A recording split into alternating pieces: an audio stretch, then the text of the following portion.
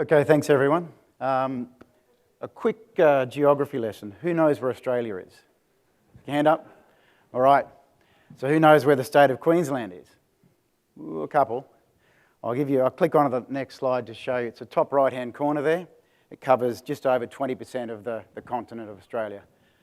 So it's a very large state, and the Department of Education and Training covers educational area, which is focusing on P to 12, so all of that, the life cycle of users through the education system, as well as some of the training areas for adult learners. The focus is going to be discussing the educational environment because it's by and far the largest of the environments.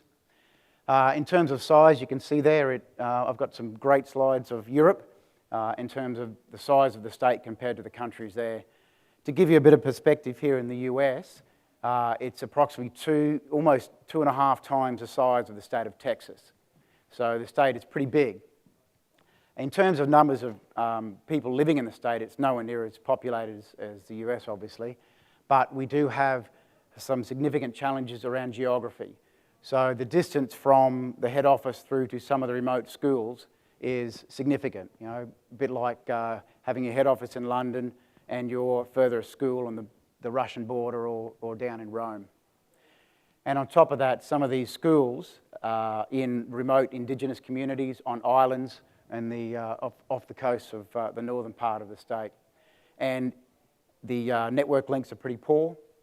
In addition to that, you may have students who are living on properties in the western part of Queensland doing all of their online learning remotely. So they're accessing online service, learning online tools and so forth all the time. So there's some significant challenges that don't become apparent in far more connected environments. But there's still quite a large number of people within the organisation. There's approximately 650,000 staff and students, as well as normal public servants. And over the course of the year, there's close to 6 million identity updates, changes, authentications, password changes, etc. And as I mentioned, large numbers of staff and students. The key thing is there's several critical parts of the business which we've got to have dial tone for. And those are the online learning tools. So collaboration, online classrooms, all those sorts of tools, as well as teacher collaboration tools so they can develop learning plans and share them amongst each other. There's also one really large student management system which is centralised, and that student management system has all of the schools integrated. There's not a separate system in each school. So that provides a great lot of centralisation and delivers almost like a HR system for the students as they move between schools. There's also some very large peak utilisations for this particular application. And the other thing is, for those not familiar with education, there's some really significant peaks that go on. During the beginning of the year, every student has something change about their identity, which is their year level, if not changing schools or classrooms or anything, things like that. So the significant load comes through, and it's not uncommon to see close to 120,000 adds, moves and changes over a 24-hour period, and this is sustained day on day. So just a brief history to discuss how identity has taken place over the last 10 or 12 years.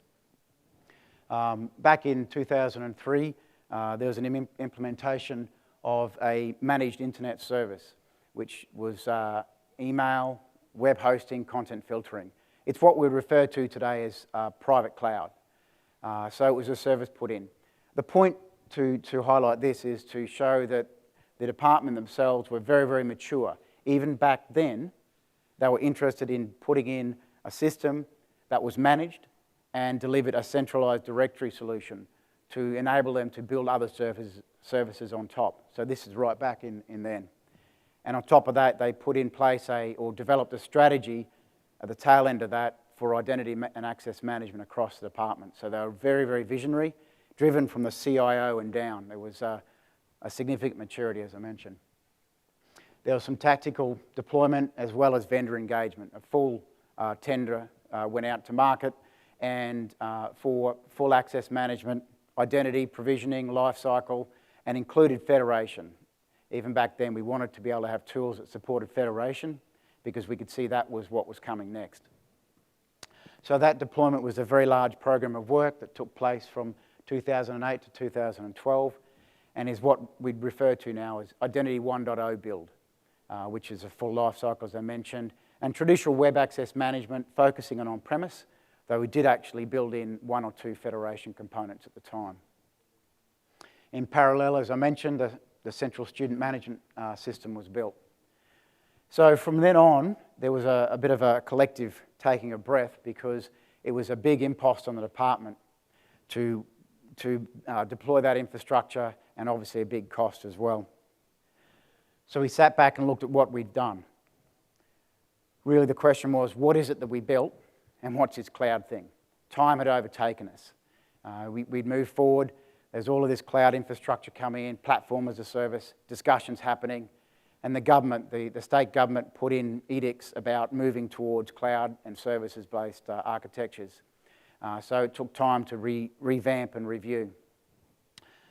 So just as an example of what the architecture was, and 5 years ago that probably was a fantastic architecture.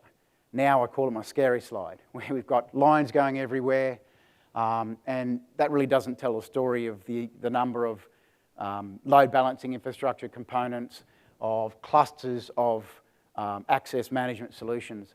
There were close to 80 servers deployed in the traditional web access management solution. And the key thing is, it worked. I'm not trying to say it was a nightmare, it was the worst thing deployed. It worked and met the requirements at the time, but it wasn't flexible enough to move with the future. And operationally, it was very difficult to modify, to bring in new applications, to upgrade the platform. In fact, that was probably the key stumbling block. Is there were significant difficulties in upgrading, and we ended up making a decision to take a different tack. So as I mentioned, very complex, and all of these new requirements around cloud and mobile were coming in.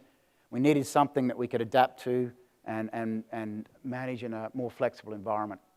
On top of that, there was a big behemoth of a project, which is Exchange Online being rolled out for the entire population, and then migration from the current platform.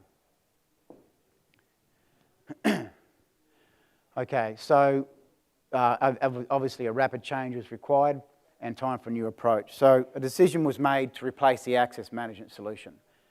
So I'm not going to talk anymore about the identity infrastructure. That was still in play, provisioning, synchronization, all those sorts of components. I'm focusing on the access management solution. All right, so the first thing is it was an aggressive time frame. Well, actually, I thought it was aggressive until I heard the speakers from GE talk about their sort of challenges, but it was aggressive, and to migrate approximately 30 applications, some of which were federation, some were, or majority were web access management, as well as some direct LDAP integrated and some custom components. Very strong requirement to support the Microsoft platform. Very big Microsoft shop, Office 365 coming down the pipe, a lot of SharePoint on-prem. Obviously, being a large organisation, we need to do dual data centre and be able to scale to support the current platform as well as the upcoming Office 365. The key thing with that is that we wanted to move to these cloud solutions, but because of the time frame, we had to do what most of us dread, which is a like-for-like replacement, which means we had to continue with some of the legacy or the reverse proxy type applications where we would perhaps rather have moved to a more flexible platform. So we looked at what sort of architecture would be appropriate to deliver the requirements to make it more flexible and be able to meet the future requirements of the department. First of all, we needed to have a reverse proxy solution to replace those large applications, including some of the large ones I talked about earlier. That included the web access management solutions, and Ping Access was our platform of choice there. In terms of the infrastructure, although there was the entire Active Directory environment is managed, all the accounts, full lifecycle management, there was a decision made when that was rolled out to have 11 Active Directory forests, and they're forests, not just domains. That while there were trust relationships, as people moved and education environments have staff moving around the place all the time, they're posted to different parts of the state. So migration to different Active Directory forests occurred all the time. There was a central LDAP directory with all the user information in it, which aided the process. But the key is we still needed to be able to incorporate those Active Directory forests to source groups and for credentials and password management. So we implemented a virtual directory component as well to aid in that. We needed to be flexible, as I mentioned, because with government, so I don't know what happens here in the US, but typically every time a change of government occurs, they'll pull apart the agencies and put them back together with different components. So there's sort of merging of organisations going on. And components such as virtual directories, a flexible federation infrastructure such as we have there, just enabled us to move and adapt as the organisation did. And of course, we had on-premise and cloud-based applications. Okay, so the actual project activities, in summary, we had major governance. It was absolutely critical. With something of this nature, and being government, there's a lot of movement that needed to occur. We had to have great governance. And this was from the project board, CIO, and even higher. AD, the active Assistant Director General, which is a higher level than CIO, was briefed on a weekly basis and was heavily involved in the process. If something needed to be done, literally pick up the phone to the CIO made it happen. The organisation just got right behind it. We had to build development, test, UAT, production environments because everything was still on-premise, or majority of it was. We had to implement hardware-based load balancing configurations, and everything was done through consistent ITIL change management processes. To give you an example of how strongly the department got behind is that we implemented a daily change process where we would meet in the morning, work out what changes were required, write them up, have a full change board meeting at 1 o'clock in the afternoon, and then either implement the changes that afternoon or early the next morning, and then start all over again the next day. So people were brought in off different projects. There was the service provider involved, and this went on for close to a month. Included building components in the pre-production environment, replicating the load balancing and core infrastructure, as well as production deployment.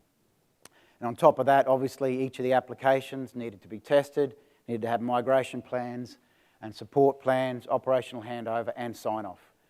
They had to test it in the pre-prod environment and confirm they were comfortable with changing. And we made it, except one app, and that was because it was a SharePoint 2007 application with some rather interesting and challenging integration requirements.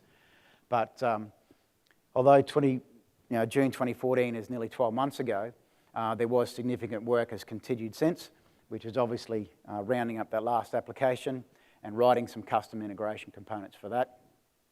And ongoing, the Office 365 migration was in full swing, so as they were rolling on another 100 schools at a time, we were behind and making sure that the capacity was sufficient and addressing any issues that might have come to play.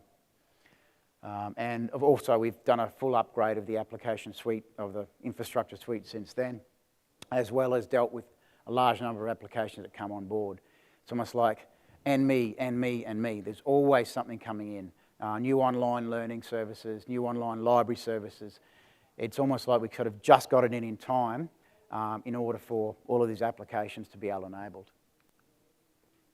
So we moved from this, which is, as I mentioned, quite ugly looking now, but did actually do the deal, to something that was far more flexible and able to move for the future.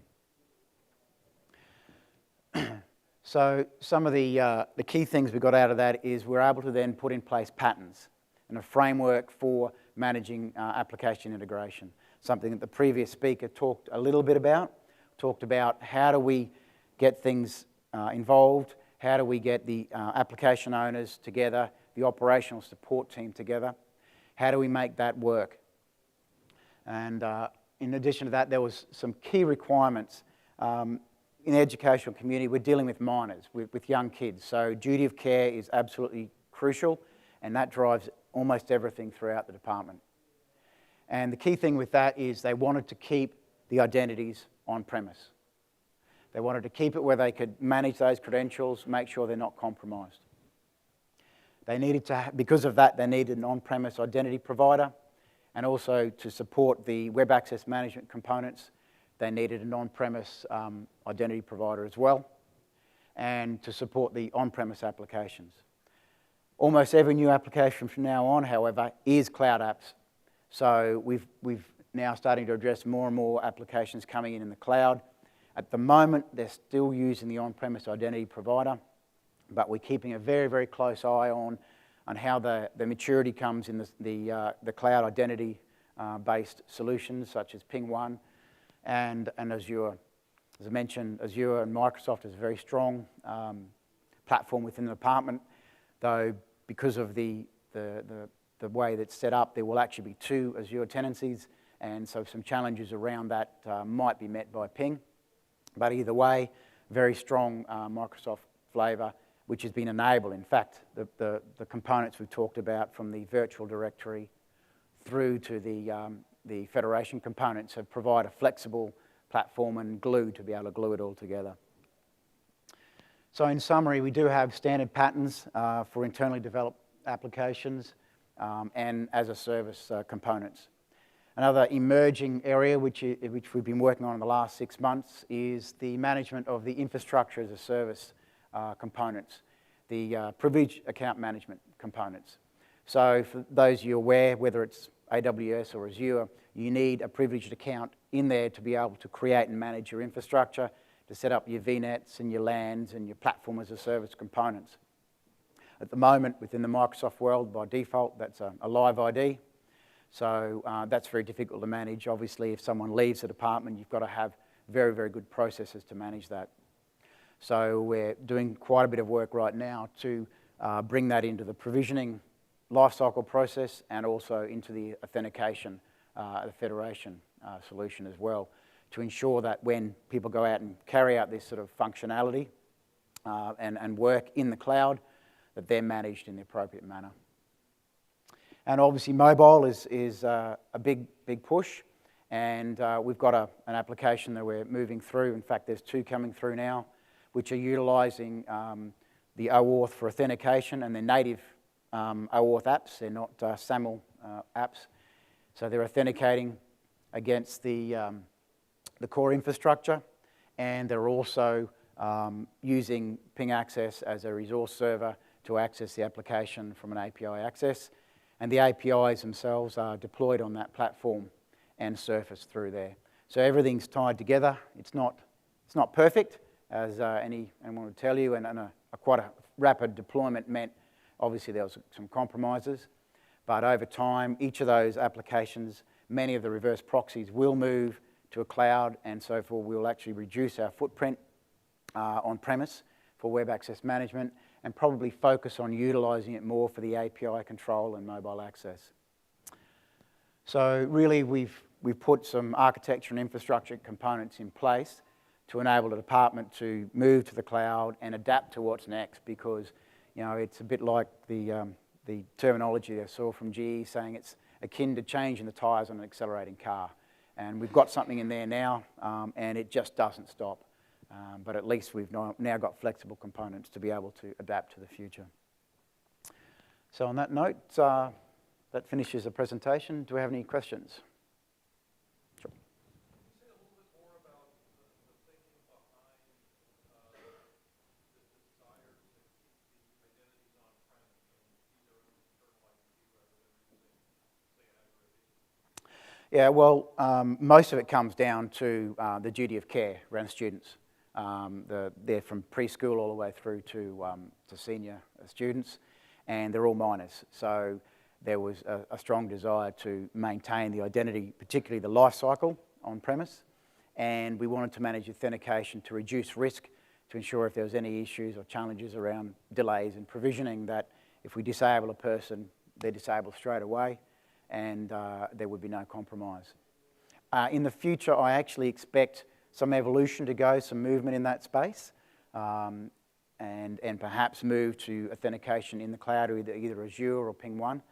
But at the moment, it's probably just a step too far. But yeah, it will probably get there over time. Is that from the privacy perspective? Yeah, privacy. Even now, in order to put the information into the cloud, from a data governance perspective, it took the legals nearly 18 months to approve the Office 365 deployment. Obviously, lots of builds were going on. We got all the way to the pre-production environment and sat and crossed their fingers and hoped that it'd all get approved, which we're confident it would. But because in Australia, we don't, Azure AD as a directory is not actually in Australia. And when we started the project, Exchange Online wasn't in Australia either. It was actually in Singapore was the data center we used. Now those components do exist in Australia, but Azure AD is still offshore. So we actually had to shrink the amount of information that's stored in the cloud. There's like email address, UPN, and that's about it for students.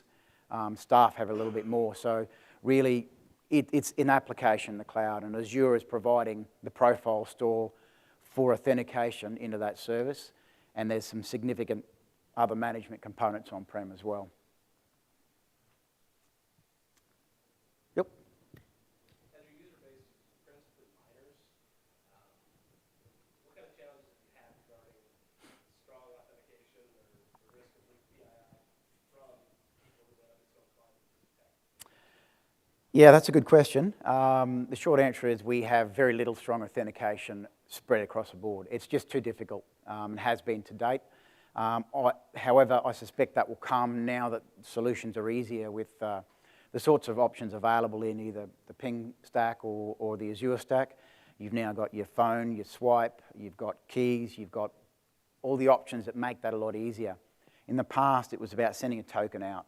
And with the sorts of remote locations, 90,000 teachers, every day there'd be 100 of them losing their tokens. It was just too costly and too difficult to manage to even think about it.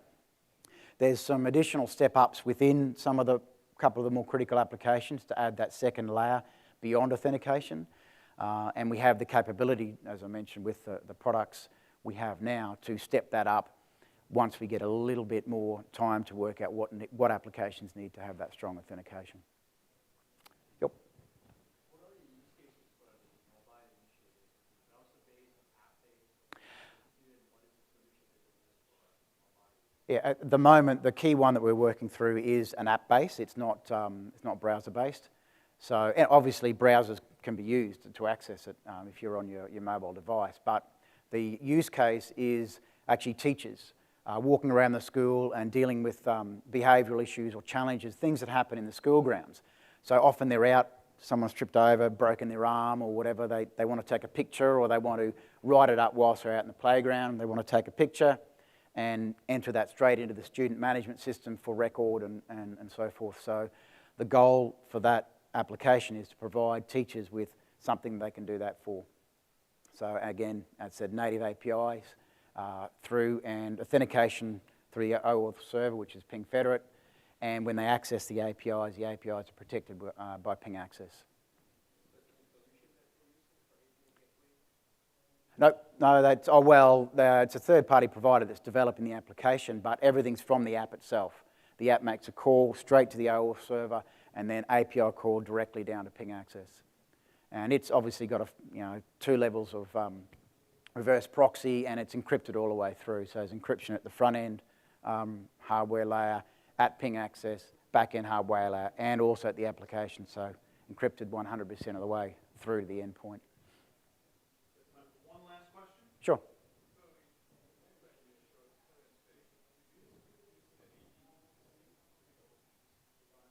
Could you? To Office 365? No. I can talk about that for about 2 hours, but the short answer is with 11 different Active Directory forests, at least when it started off, that was just not feasible. And with the requirements of the loads where you get 100,000 changes in a 24-hour period, and password resets on top of that, the architecture in the AD Sync at the time was simply not able to scale. And on top of that, there was a lot of requirements to customize what happened, to control the information that went to the cloud, to just a small number of attributes, to actually put staff through ahead of students, to actually control the order and approach for that. So a custom service broker in the cloud was basically built that received encrypted information and then carried out a whole lot of business rules to create and manage the accounts. But of course, we're not synchronizing passwords, so obviously we don't have that requirement. But it was a significant, big development effort in combination with third parties plus Microsoft, developing a cloud environment for that. All good? Well, it's a quick moment to thank Greg.